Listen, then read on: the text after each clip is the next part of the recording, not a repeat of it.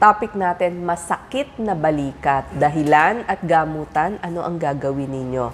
Lahat tayo nakaramdam niyan. So, ipapaliwanag natin anong mga dahilan at ano ang mga gamutan.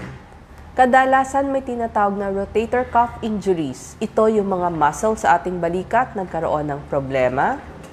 Frozen shoulder, hindi nyo na maigalaw. Kaya tinawag na frozen na nigas. Bursitis, yung mga kutsyon para dun sa mga buto natin, hindi sumakit, biglang namaga. So, sasakit yan. Shoulder impingement, may naiipit na ugat, maaaring galing dun sa leeg. Rheuma, arthritis, dahil sa dati nating trabahong paulit-ulit o umiidad na tayo. Nagkaroon ng problema sa buto na fracture, nabali ng konti, o kaya naghiwalay. Yun ang dislocation.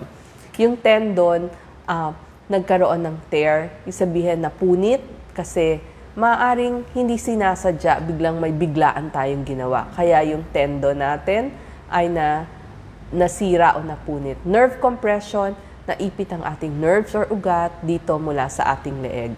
Ang mga treatments dyan, kailangan nyo talaga ng physical therapy. Yung mga iniinom na gamot, kung pwede, wag gagawin. Pero mas maganda yung i-rest natin, lalagyan ng ice, tapos i-elevate natin pag masakit. Surgical intervention, orthopedic surgeon po ang magsasabi nun at sana wag tayong mapunta doon. Lifestyle changes, kailangan mas mag-exercise na tayo, mas mag-stretching tayo at kung ano man ang trabaho nyo ay aayusin nyo. Home remedies, meron tayong magagawa sa ating bahay. Ang balikat natin, may buto, meron din siyang mga muscle. Ito yung mga rotator cuff. Yan yung mga muscle.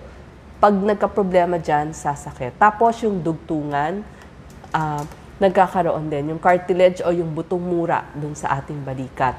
Ligaments, tendons, sila yung nagkakapit sa pagitan ng muscle at buto, pwedeng mapunit. Unahin nating dahilan, yung rotator cuff o napunit na rotator cuff, ibig sabihin yung mga muscle dyan.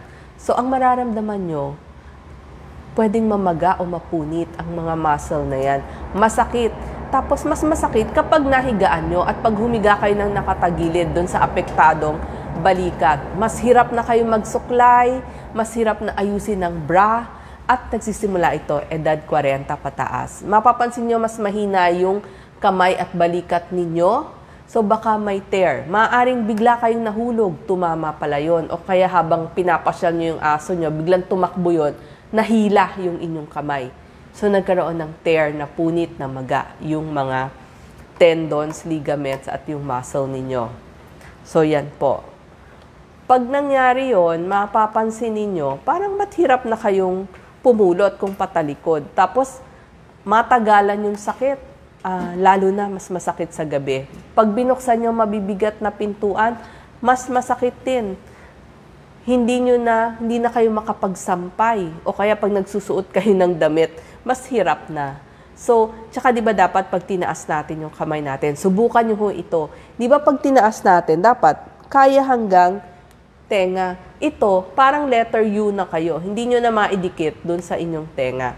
So, dapat alam nyo na yung mga dati yung ginagawa ay biglang hindi nyo na magawa. So, sasabihin nyo yan sa inyong doktor.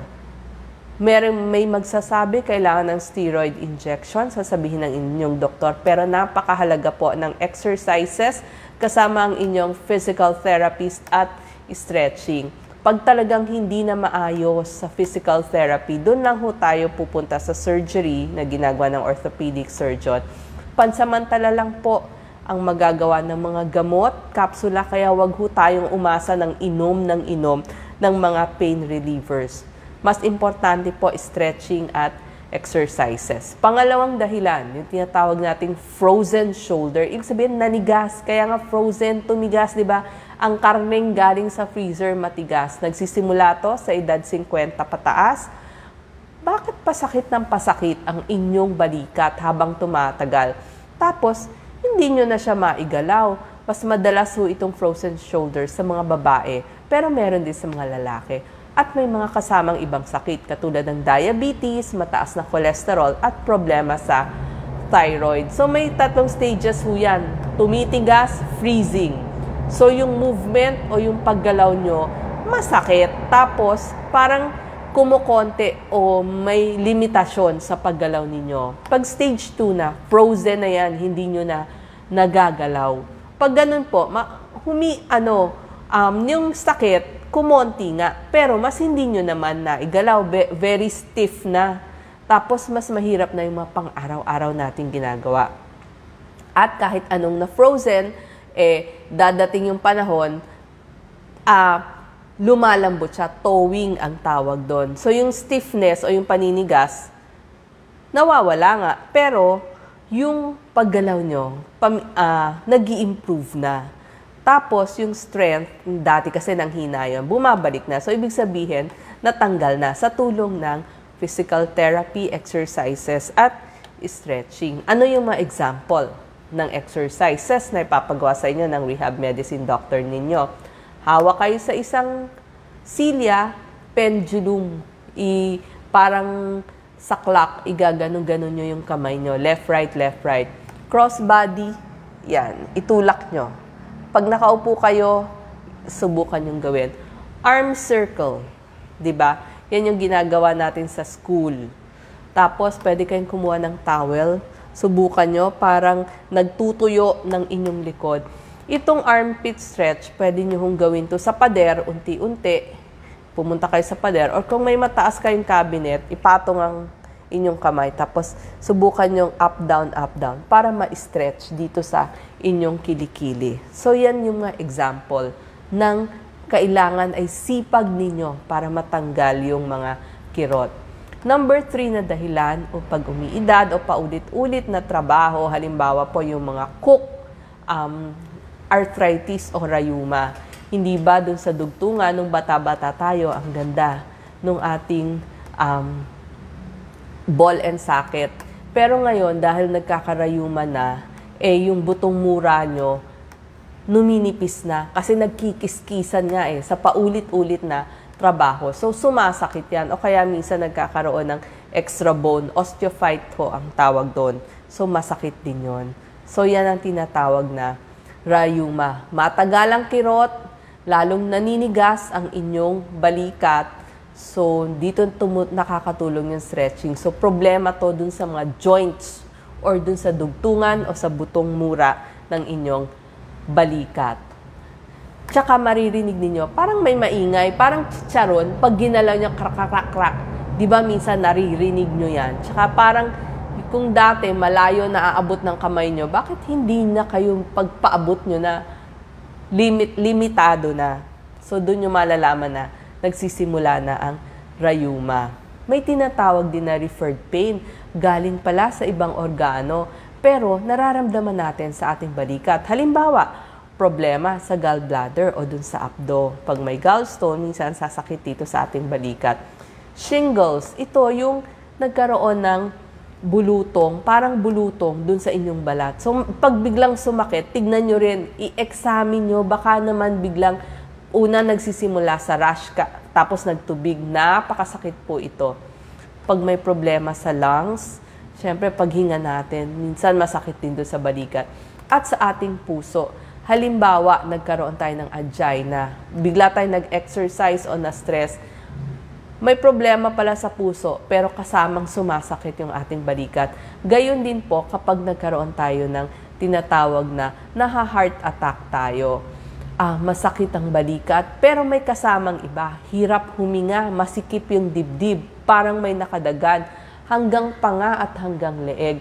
Parang nahihilo, nagpapawis. Baka po naha-heart attack, kailangan na natin pumunta sa emergency room. So, kailangan nyo pong pumunta sa inyong doktor. Bursitis. Yung bursitis, masakit, matigas sa paggalaw, lalo na sa pagtaas ng kamay. Dahil ito sa dating injury, nagkaroon pala kayo ng dating yung injury. So, paulit-ulit na gawain, pwede rin. Kasi nga, ang bursa ito, sabihin, parang may pockets dyan. Merong mga pockets ng kutsyon sa pagitan ng buto para hindi sila nagkikiskisan. Ang problem, minsan, namamagayon yung sa pagitan ng buto. So, pag namaga, masakit. So, yun po yung tinatawag na bursitis. Itis, ibig sabihin, inflamed.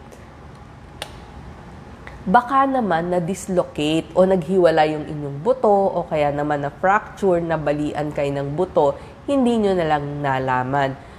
Ang pagkakaiba nito, biglaan, sobrang sakit at hindi nyo maigalaw, lalo na dito sa harap ng inyong balikat. Dahil nga humiwala yung inyong mga buto. So, tignan nyo, baka nagkaroon ng aksidente. Ayan, di ba? Dapat ganyan, nakadugtong yung ating mga buto. Ito, bumaba, humiwalay, gumilid, o kaya talagang naghiwalay ng tuluyan. Ano yung mga test na pwedeng gawin? Siyempre, pupunta kayo sa emergency room or dun sa mga doktor ninyo. Ano po yung mga doktor na pwede nating puntahan? Orthopedic surgeon, doktor sa buto yun. Pwede din po rehabilitation medicine doctor. Ito po yung nagpapa-exercise at nagpapa-stretching sa inyo. Sasabihin niya, magre-reseta siya dun sa physical therapist nyo anong mga exercises ang gagawin.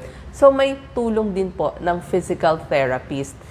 Kung makakahanap po kayo ng myotherapist, ito po ay para sa muscle. At kung walang myotherapist, pwede din po yung mga nagmamassage para lumuwag-luwag ang ating muscle. Ano ang mga test na hihingin ng inyong doktor? Siyempre, nandun na yung x-ray. Di ba? Ang x-ray ay para sa buto, MRI para makita yung buto at saka yung muscle. Pwede rin ang CT scan para kita yung mga dugtungan. EMG, electromyogram, para naman yan sa nerves o yung natawag nating ugat. Arthrogram, mas malalim po yun. Arthroscopy, sinisilip. Or pwede rin yung inu-ultrasound. So yan po yung mga para makita yung loob ng ating balikat. Ano naman yung mga gamutan? Pwede kayong masabihan ng inyong orthopedic surgeon, mag-i-injection po ng steroid, so pag-isipan nyo mabuti. Yung mga capsula pain reliever, sana wag paulit-ulit ang gamit kasi mas importante po yung physical therapy, exercises, masipag kayo at pag-i-stretching. Yung mainit, kapag matagalang mga kirot, yung ice, pag bigla ang trauma o aksidente, dun lamang po nilalagyan ng ice or biglang parang may nagbukol o namula, yun po ang ice. So yan po yung mga gamutan na pwede nating gawin. Yun nga po, Dr. Orthopedic Surgeon, pwede kayong magkonsulta or rehab medicine, rehabilitation medicine doctor. At mas maganda kung meron kayong kamag-anak o physical therapist na pupuntahan nyo 2 to 3 times a week at tuturuan kayo ng mga example. Kahit wala po ang physical therapist nyo, pwede nyo gawin to. Arm circle, cross-body arm stretch, ganyan. Shoulder rolls, di ba? Papunta sa harap, papunta sa likod, o kaya yung gagamit ka ng tuwalya, parang nagtutuyo ng inyong likod. Yan po yung mga example ng mga stretching exercises natin. So nakita nyo na ang daming dahilan ba't sumasakit ang ating balikat. Kung ano man po ang napansin nyo, sabihin nyo dun sa doktor nyo. So titignan nyo kung may limitasyon na ba yung galaw ninyo. Maraming salamat po.